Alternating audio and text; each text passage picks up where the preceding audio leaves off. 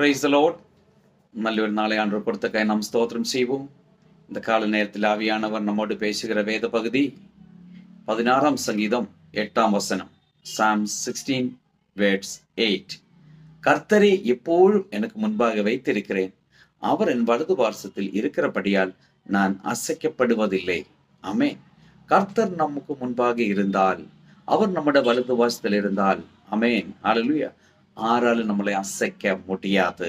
நாம் கர்த்தருடைய கரத்துக்குள்ளே இருக்கிறோம், அவருடைய ரட்சிப்புக்குள்ளே இருக்கிறோம், ஆமென், அவருடைய பாதுகாப்புக்குள்ளே இருக்கிறோம், ஆமென். அப்படி இருக்கும் பொழுது நம்முடைய எல்லா காரியங்களும் வாய்க்க செய்யும். அவர் நமக்காக வாசல்களை துறக்கும், நம்முடைய தேவைகளை சந்திக்கும், ஆமென், ஹல்லேலூயா. ஆனபடினாலே அவரே நம்முடைய, ஆமென், ஹல்லேலூயா, வலது பக்கத்தில் இருக்கிறதா, ஆமென், அவர் நம்மோடு கூட இருக்கிறதா, அவரை நாம் முன்னாடி வைத்திருக்கிறோமா, இல்லை விட்டால் அதுக்காக நாம் ஆயத்தமாவோம். அப்பொழுது நம்முடைய காரியங்கள் எல்லாம் வாய்க்க செய்யும்.